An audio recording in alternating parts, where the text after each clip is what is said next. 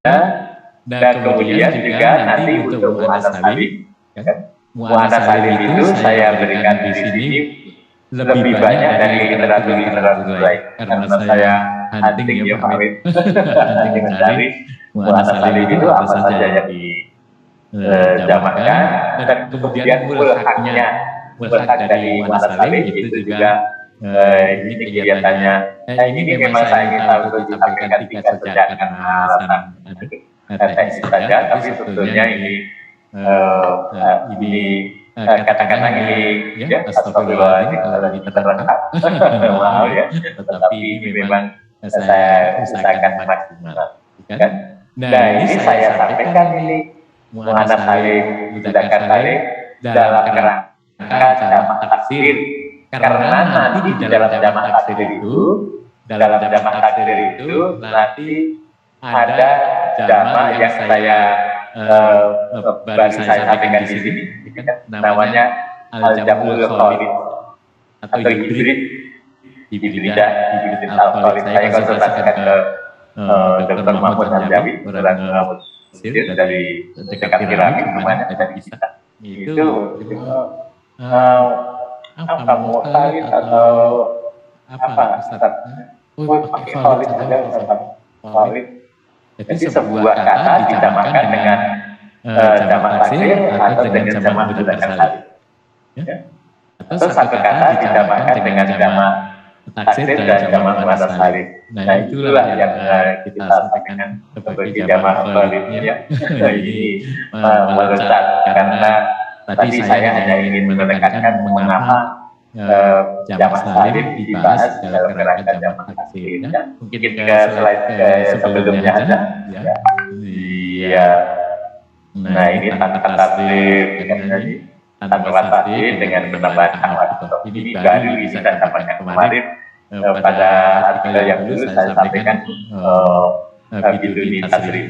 Tapi ini saya menemukan karena yang ini tanpa tasrif tadi yang ini tidak pakai laser, tidak apa lasernya. Yang penting saya bisa jalan-jalan. Nah ini yang penambahan Tamarudullah itu saya menemukan wajahnya ternyata ada 323. 323 wajah. Luar biasa itu. Makanya saya tambahkan itu. Jamak taksir tanpa taksir dan juga penambahan Tamarudullah. Ya, ini saya lampirkan semua kalau mau nanti saya lampirkan semua jadi tidak ada persoalan. Yang penting di sini penjelasan saya tidak terganggu harus kemudian dia kan lampirannya. Makanya itu saya berikan tekanan penambahan Tamarudullah. Kan ismul jam'i sudah diajarkan. Kemudian ismul jinsil jam'i, pengertiannya ada di teks yang saya akan. Dan kemudian selanjutnya kita lanjut saja sama dengan Tamarudullah. Ya tadi ini kan ini Tamarudullah, tapi ini tambahannya, nanti tambahannya itu yang 323 tadi. Sangat mengesankan itu. Ya, dan kemudian jamak taksir yang kita punya untuk mufrad, nanti bisa dilihat sendiri. Kita lanjut, ya, isim yang dapat berlaku ditambahkan sebagai mufrad. Ini masih dilanjut ya, 45 tahun.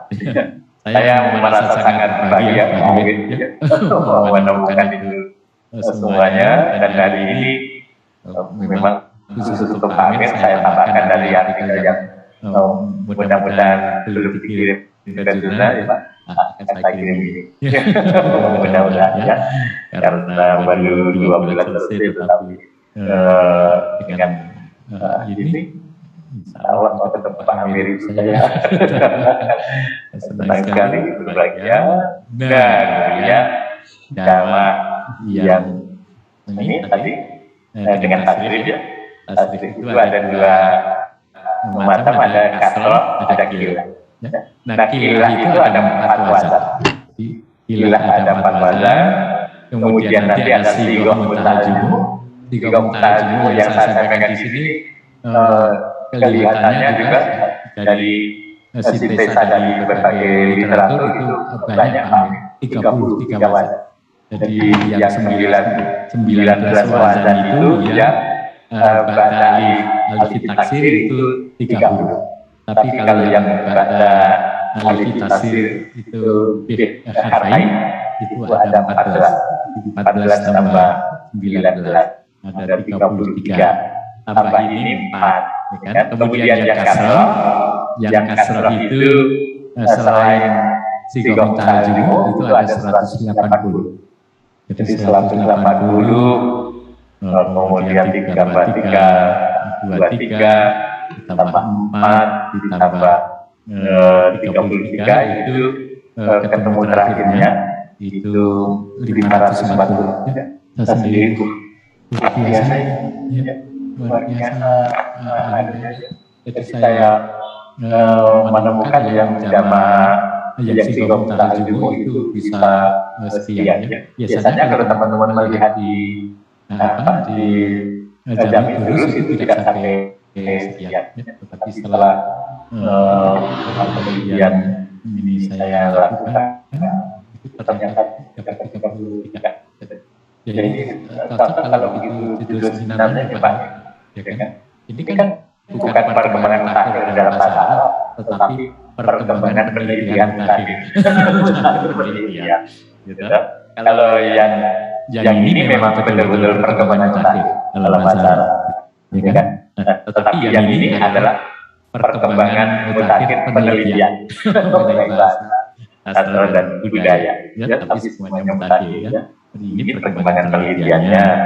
Kalau ini di sini memang saya bahas betul-betul perkembangan mutakhir ya. Saya merasa sangat bahagia ya. Yang suka begini-begini, saya termasuk suka begini-begini ya. Yang lain itu semuanya suka ya, tapi tidak ditulis ya. Astagfirullahaladzim ya Pak.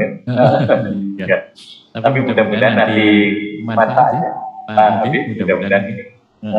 Iya, saya nggak punya sampai 250 halaman dari artikel itu. Ya. Nah kemudian pada ini jamak taksir dengan tasrif ini kita lanjut. Ya, ada jamul jami, ya kan? Jamul jami itu jamak, jamak dari jamak. Ini sebetulnya kalau lengkapnya itu jinnya sampai 4. Jadi kalau jim itu ada 1 ya, tapi ini 1 yang akan di tempat lain ya. Yang ini kemudian ada saringan mulai dari jim sampai jim. Sebetulnya yang di sini itu sudah jim, kemudian yang di bawah itu jimnya 4. Dari sana didamakan. Nah ini mungkin yang ada di sini, yang jim sampai 4 itu jumlah terhingga. Kemudian yang gila, kemudian kasroh, sigoh mutahajimu, yang 19 wazan itu kelihatannya adalah mutahajimu, jumlah tak terhingga. Karena saya tidak menemukan sigoh mutahajimu yang tipe kedua yang 19 itu dijamakkan lagi, tidak ada. Tapi kalau sigoh mutahajimu yang hanya 14 itu memang saya lihat dijamakkan, ya, mesti dijamakkan. Jadi muntaha itu apa artinya? Sidratul muntaha, konsulat atau ingat, ya kan? Makanya saya mengusulkan di sini sigoh mutahajimu itu ya pokoknya jumlah tak terhingga. Kan? Masalah kan sekarang juga baru triliun dan sebagainya. Ya kan? Ya nanti perlu penelitian lagi. Itu Pak Wid, ya kan? Nah, selanjutnya jamul khalid ini, kan? Kalau Ja'afir di sini, Ja'afir dan kemudian Ja'fari. Ini yang di sini dijamakkan dengan taksir, di sini jamak khalid. Kemudian selanjutnya adalah taksir dengan jamak muannas salim. Kalau untuk jamak khalid itu ada dua klasifikasi yang dijamakkan. Yang pertama yang sudah isim yang itu sebenarnya sudah jamak, tetapi dijamakkan. Jamaknya juga dengan jamak solid. Ini ada yang solid itu memang di samping kombinasi antara taksir dengan salim dan dua, kemudian yang dijamakkan itu juga diklasifikasikan. Isim yang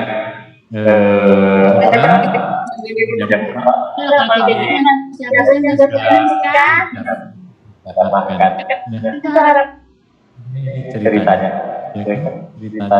benang merahnya tadi. Nanti bisa ditelah ya. Saya tidak ingin membebani teman-teman di sini ya. Sambil santai kemudian dapat. Gitu.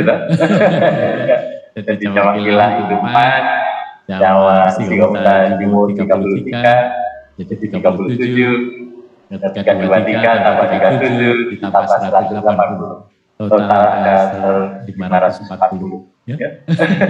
Itu Awit. Awit itu sangat teliti, kan? Penelitian Pak Amir itu dulu di kamus kalau tidak salah kamus Awit dan kamus Menjid. Iya. Di abad yang lalu, ya. Abad yang lalu, ya. Ini milenial dekade ketiga, ya awal dekade ketiga, ya. Ada tambahan, ya. 500 ya Pak, 500 ya. Di ketika saya terhadap Pak Amir itu kemudian kepada jurusan dan kepada keilmuan kita. Insya Allah, ya.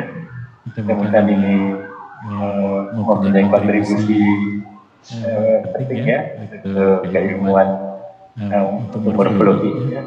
Bagian kecil dari morfologi.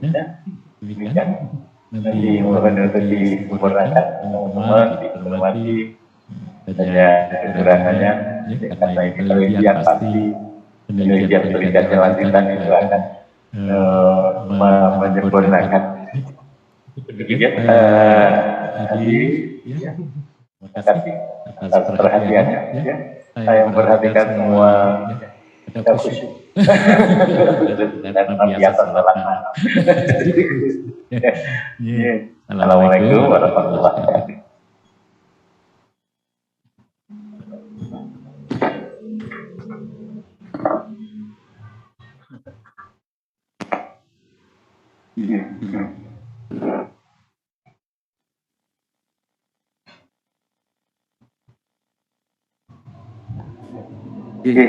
Terima kasih kami sampaikan kepada Profesor Dr. Samsul Hadi SMA yang telah menyampaikan paparan ilmiahnya mengenai perkembangan mutakhir penelitian bahasa Arab. Mungkin perlu sedikit saya sampaikan bahwa penelitian seperti ini itu kemungkinan jarang dilakukan oleh penutur asli. Jadi orang-orang Arab sendiri kemungkinan jarang melakukan penelitian seperti ini.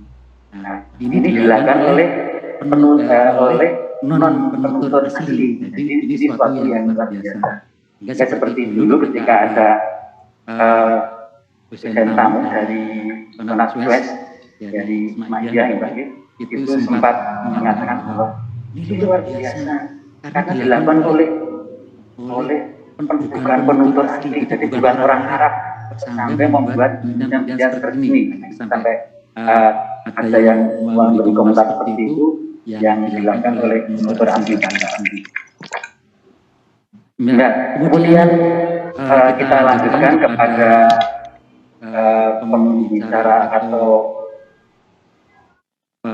pembicara kedua ya, selanjutnya yang langsung oleh Bapak Dr. Amir Mantop Menggum yang tadi di awal sudah saya sampaikan berkaitan dengan tipologi struktural bahasa Arab.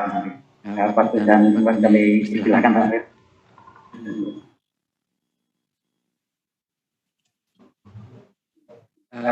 Mungkin bisa sekitar 20 menit, 20 menit secukupnya kalau memang ada yang perlu ditambahkan. Terima kasih Pak.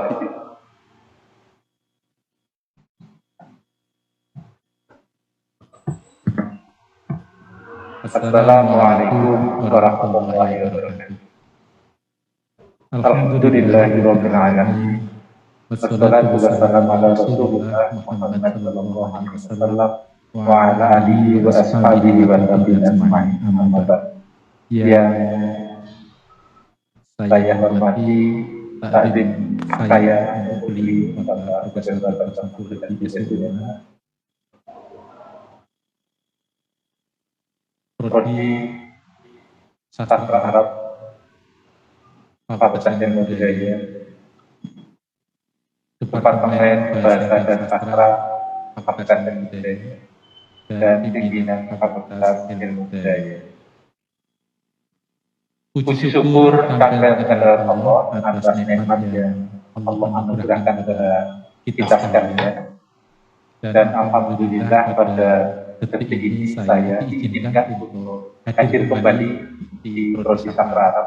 Ini merupakan satu nikmat yang sangat agung bagi kita. Hadirin yang saya hormati, untuk melengkapi cerita keberadaan saya di Sastra Arab,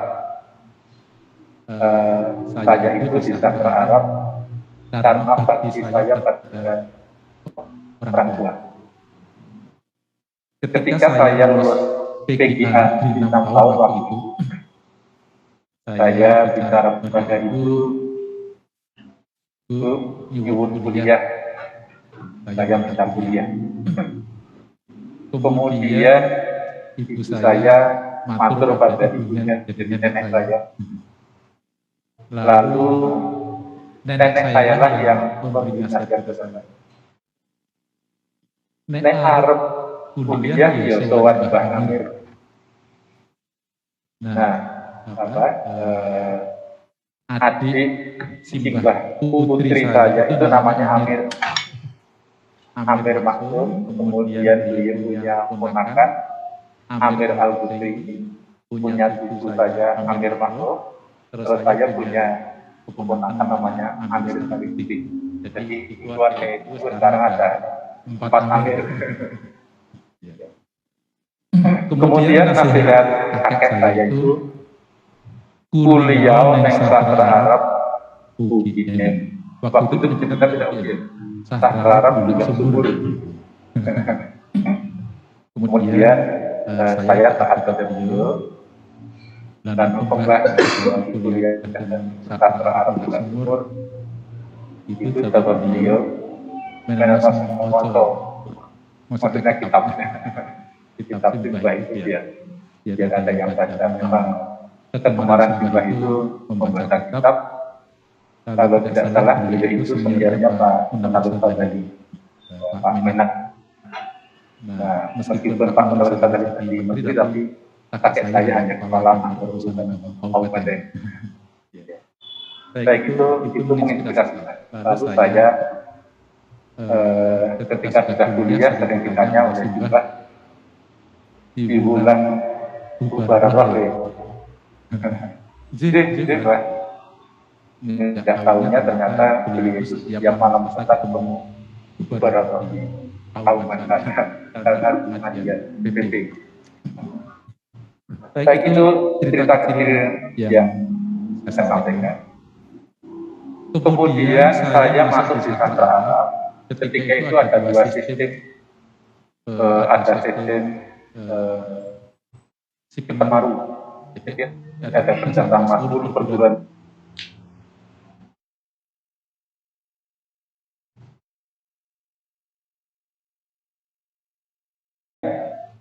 Hadirin yang saya hormati, ketika sarjana muda, saya menulis Syiarul Amri, jadi bentuk-bentuk amr di dalam bahasa Arab. Itu ketika saya ditanya Prof. Putu, isinya foto begini. Kemudian saya bercerita ini. Lalu Prof. Putu mengatakan, oh itu pragmatik. Jadi ketika sarjana muda saya bekerja di bidang pragmatik. Kemudian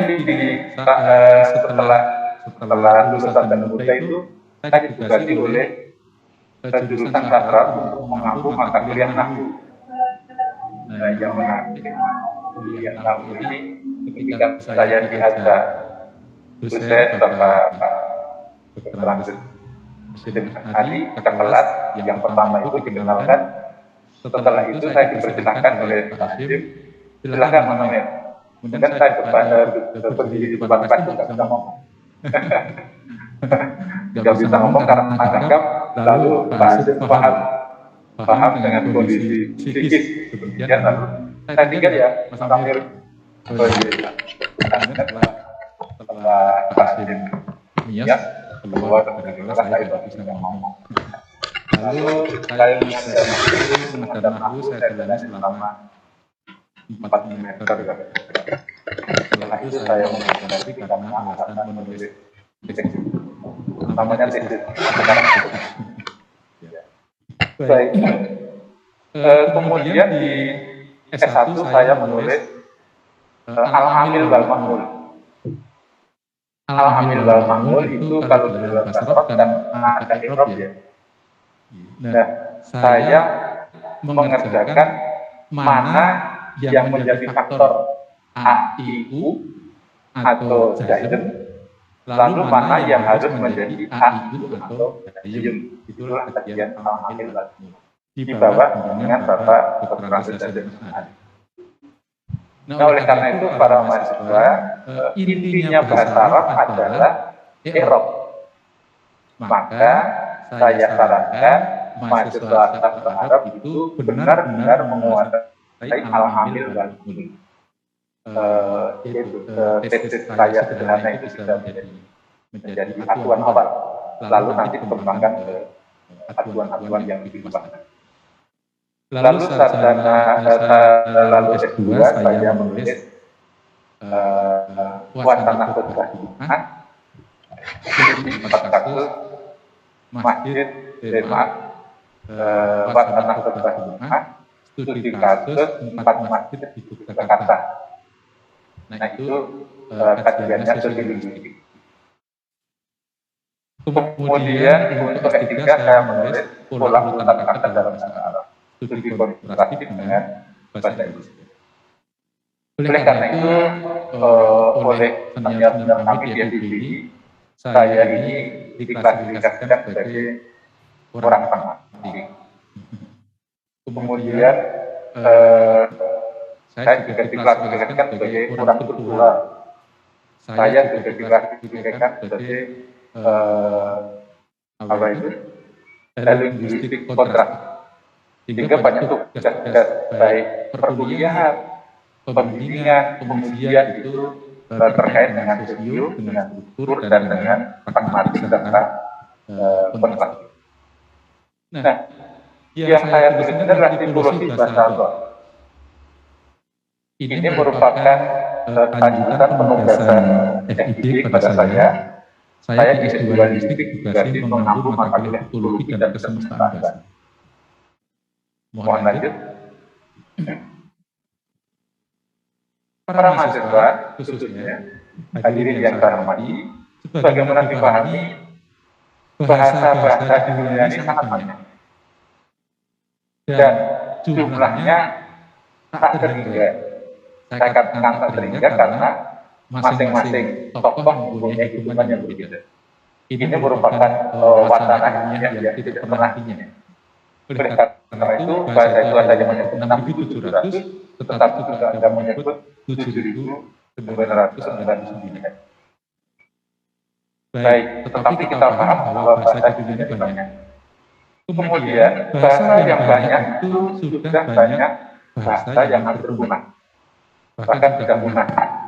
Kita tahu bahwa bahasa Semit itu kalau tidak salah yang masih eksis tinggal bahasa Ibrani dan Arab. Dan mengapa Ibrani eksis? Karena mereka punya kekuatan ekonomi dan politik. Mengapa Arab kuat? Itu karena digunakan dalam Al-Quran. Jadi insya Allah para mahasiswa itu kalau studi bahasa Arab itu tidak akan pernah kehilangan tugas material. Pasti ada yang menuturkan, paling tidak masyarakat Arab, dan mesti banyak orang menggunakan bahasa Arab karena sholat harus dengan bahasa Arab. Jadi sekali lagi, para mahasiswa tidak akan pernah kehilangan objek material. Kemudian, bahasa itu oleh para ilmuwan dibuat kategori-kategori. Nah, berdasar kategori itu ada unsur-unsur yang sama, tetapi ada unsur-unsur yang berbeda. Ketika seseorang mendapatkan kesamaan, maka klasifikasinya sebagai kesemestaan bahasa. Ketika mendapat perbedaan, ciri khasnya itulah tipologi bahasa. Berikut.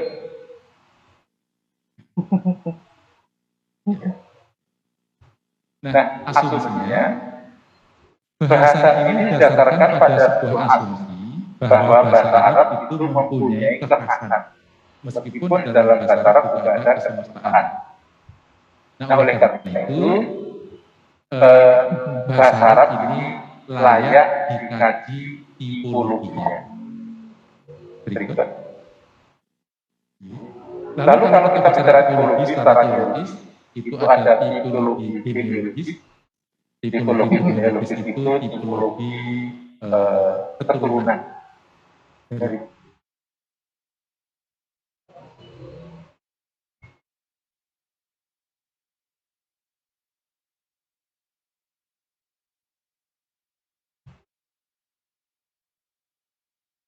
genealogis. Kemudian juga ada geografis, itu ada bahasa-bahasa Asia Timur, Cina, Jepang, Korea.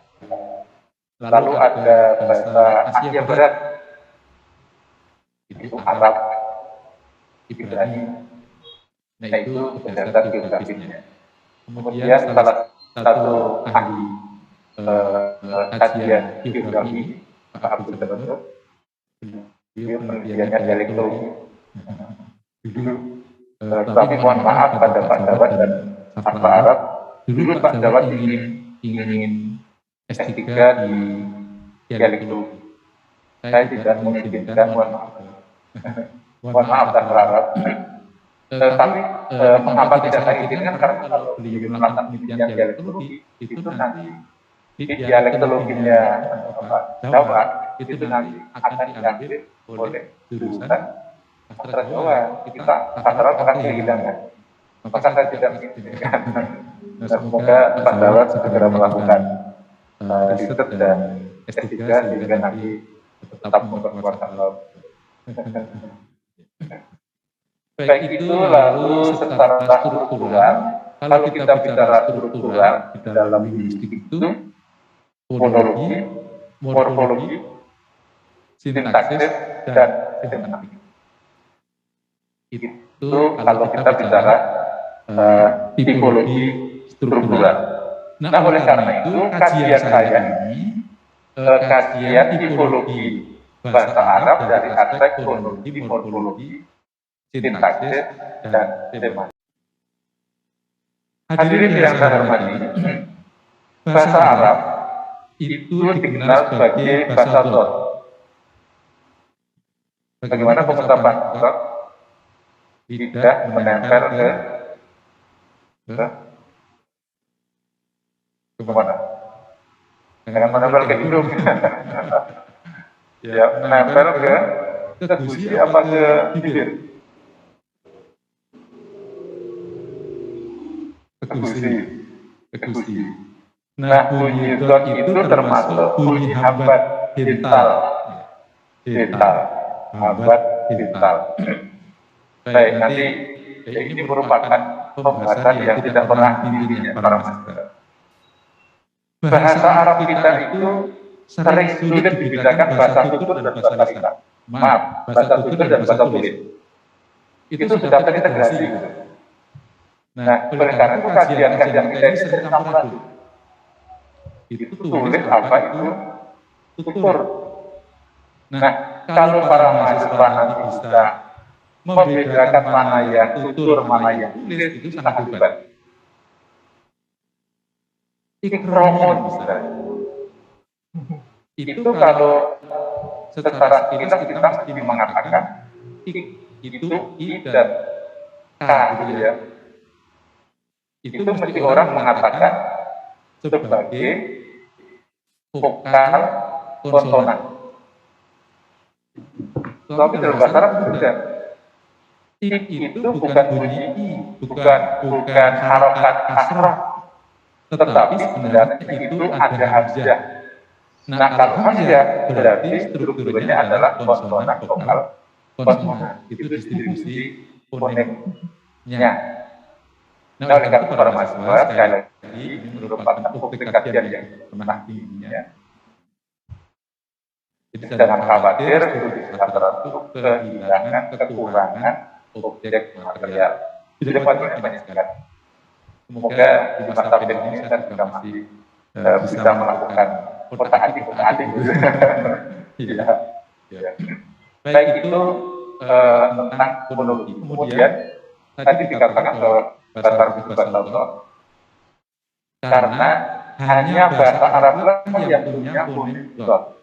Konsonan dot itu hanya dimiliki oleh Arab. Nah, di dalam makalah saya itu saya sampaikan satu informasi bahwa Pak Duta Besar Beirut itu menemukan ekspresi masyarakat Arab dot yasma'una, lughatut yasma'una. Itu apa? Bunyi dot itulah yang merukunkan masyarakat Arab. Nah, itu satu ekspresi kebanggaan bagi masyarakat Arab terhadap bahasa Arab itu menurut palingan. Mohon maaf, saya tidak tahu bagi. Sekedar saya melanjutkan ini. Jadi para mahasiswa, oleh karena itu distribusi fonem di dalam bahasa Arab itu tidak ada vokal konsonan. Yang ada adalah konsonan, vokal konsonan. Kemudian hal ini juga menandakan menariknya distribusi fonem ini. Pak Arif ketika pulang penelitian ke Mesir bersama saya, dari Pak Arif, Pak Hamdan, Pak Bu Aminah dulu pernah Mesir penelitian. Itu yang Bu Aminah mengarah ke pragmatik, kemudian Pak Arif ke morfologi, kemudian Pak Jawad, Pak Hamdan ke sintaksis. Ini yang saya masih punya hutang itu sintaksis. Pak Jawad ini saya masih punya hutang. Ya, semoga nanti kita bisa menyelesaikan. Itu terkait dengan morfologi. Pak Arif juga menemukan di bahasa Aminyah itu juga tidak ada distribusi konsonan-konsonan vokal. Tidak. Jadi orang Arab tidak akan bisa mengatakan kerupuk. Ya, tidak bisa. Kerupuk itu tidak bisa. Karena memang di bahasa Arab tidak ada distribusi konsonan vokal. Itu dari fonem. Kemudian dari morfologi, hadirin yang saya hormati, aspek morfologi bahasa Arab itu adalah aspek yang sangat kompleks. Morfologi itu adalah tata morfem. Jadi kalau kita belajar bentuk-bentuk kata itu hanya bagian dari morfologi. Di samping bentuk itu ada makna. Nah, kalau masa muda saya dulu lebih suka bentuk ini maknanya apa. Itu di masa muda, tapi di masa tua itu malah saya balik. Kalau message ini itu bisa diekspresikan dengan cara apa? Nah, itu mungkin siklus umur itu juga akan mempengaruhi pola pikir. Ya. Nah, ini nanti kalau ini dilanjutkan oleh adik-adik mahasiswa akan menjadi lebih hebat lagi. Kemudian dari aspek morfologi tadi, kata di dalam bahasa Arab itu kompleks karena banyak kata yang mengandung banyak morfem. Kata pada dasarnya itu sudah mengandung dia menemukan. Nah, kata wajazan itu menjadi kompleks maknanya karena morfemnya banyak. Yang semula adalah akar wawu, jim, dan dal. Itu sudah mempunyai makna. Kemudian ditambah dengan harokat fathah, harokat fathah. Harokat itu juga mengandung makna. Dikatakan demikian karena kalau wajah itu diubah domah menjadi wajah itu maknanya sudah berbeda. Maknanya sudah berbeda. Nah, oleh karena itu para mahasiswa khususnya ahli kita morfologi Arab itu Prof. Kemudian insya Allah dilanjutkan oleh Pak Adi Manawi. Nah, saya berharap nanti para mahasiswa juga ada yang menyukai, yang menekuni morfologi Arab karena dari aspek kelinguistikan ini masih banyak yang belum diurai, yang belum banyak. Kompleksitas makna ini mohon dibedakan dengan komponen makna. Kalau dalam bahasa Jawa, nenteng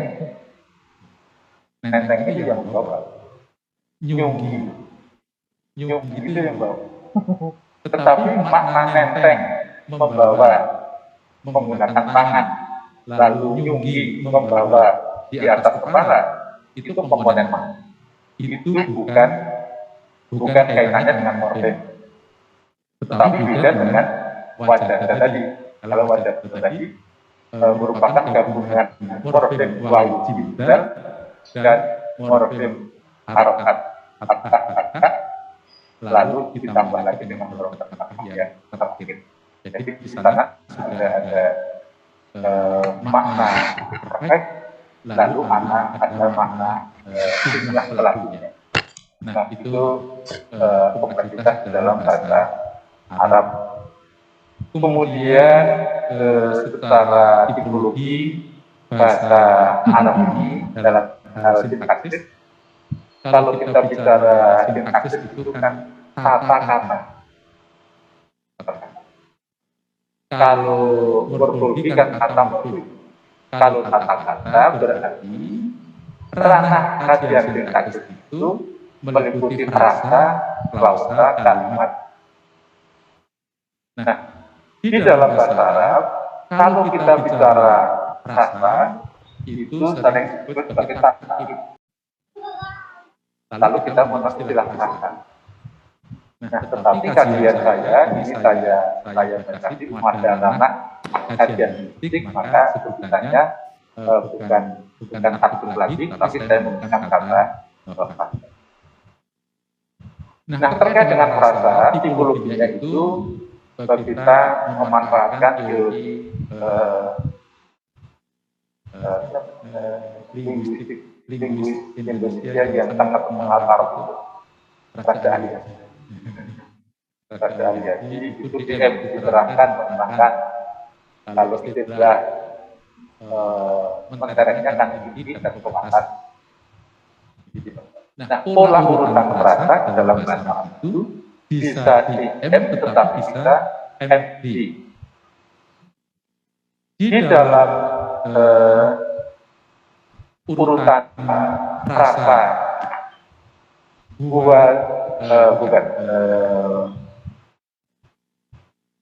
bual kore itu adalah frasa apa? Frasa nominal. Kemudian katibul kutub itu frasa apa? Frasa nominal. Tetapi dalam bahasa Arab yang pertama tadi sifat mausuf, tetapi yang kedua ini adalah idofi. Nah, ini para mahasiswa sehingga nanti kita harus hati-hati menggunakan istilah itu, jangan sampai dulu untuk menggunakan istilah. Itu untuk frasa. Nah, yang sifat mausuf itu yang D yang apa tuh yang DM itu cenderung pada rasa minat. Tetapi untuk MD itu cenderung pada zero majur atau rasa verbal di dalam perasaan. Lam yalid itu adalah rasa verbal. Dikatakan rasa verbal karena intinya adalah yalid. Lalu pewarnanya adalah lam. Nah ini adik-adik, sekali lagi kita tidak akan kehilangan objek material untuk di bahasa Arab. Kemudian untuk sintaksis, nanti kalau ada waktu luang mohon dicari disertasi saya. Bahasa Arab itu bahasa yang paling mobile. Subjeknya bisa di depan, bisa di tengah, bisa di belakang. Tidak ada bahasa yang mobile bahasa Arab. Meskipun perubahan posisi subjek dari depan ke tengah atau ke belakang itu sering diperlukan penyesuaian. Oleh karena itu, tampaknya orang yang paling pandai menyesuaikan lingkungannya itu orang Arab. Kalau kita orang Jawa ini kan khusus saja. Dulu mau kuliah di Jogja itu, orang Jawa tidak khawatirnya. Tapi kalau orang Arab ya, lepas kan nanti dia akan bisa bersosialisasi tempat barunya. Kemudian yang belajar di Jogja juga sering nangis. Dulu kan sering nangis kalau waktu mau masuk Bali. Yang biasanya dilayani oleh ibu, kita harus cari makan sendiri. Itulah perjuangan. Tapi bagi orang Arab, tampaknya ada korelasi antara budaya dan bahasanya. Bahasanya mobile, orang Arab juga mobile. Dan alhamdulillah, masyarakat Indonesia juga sangat kepada orang Arab dan kepada bangsa-bangsa lain. Itu ciri khas bahasa Indonesia. Ciri khas bangsa. Itu dari aspek bahasa, lalu sintaksis juga, lalu semantik. Semantiknya saya juga tidak bisa mengatakan semantik Arab itu lingual atau lingual atau gramatikal. Kesimpulan saya sementara ini ada lingual, ada yang gramatikal. Seperti kata wajah tadi, itu jelas itu gramatikal. Tetapi kata al-akhir orang yang ketik itu juga jelas itu gramatikal. Tetapi kalau dua dia itu gramatikal tidak, itu leksikal. Lalu bi juga leksikal. Lalu baru akan menjadi makna gramatikal ketika bi bersambung dengan istilah yang berikutnya. Nah, oleh karena itu para mahasiswa khususnya adik-adik yang saya banggakan, mohon penelitian tentang istilah juga, penelitian saya belum sempurna, mohon disempurnakan, dan ini masih dari sudut pandang kualitatif. Mohon adik-adik kembali mengingat matematika di SMA, lalu digunakan untuk penelitian kuantitatif. Kalau sudah kuantitatif, nanti kita akan bisa mengatakan lebih jelas apakah semantiknya itu leksikal atau semantik gramatikal. Itu hanya bisa diukur dengan kuantitatif. Oleh karena itu, adik-adik mahasiswa yang saya banggakan, saya hanya bisa bercerita itu, tentu saja untuk kemajuan penelitian bahasa Arab itu tergantung pada kalian semua. Kalau yang sepuh itu hanya bisa mentok. Ini yang sudah dilakukan. Kemudian kelanjutannya adalah beban berada pada para mahasiswa. Sekali lagi, kajian saya bisa mengatakan baik tipologinya, karena hanya saya lakukan secara kualitatif. Insya Allah dengan ada masuk pada ranah kuantitatif, nanti akan bisa lebih terurai kecenderungannya. Apakah kecenderungan tematiknya intelektual atau gramatikal? Kalau sintaksisnya itu mobile, lalu nanti bisa diurai mana yang paling dominan, itu dengan kuantitatif.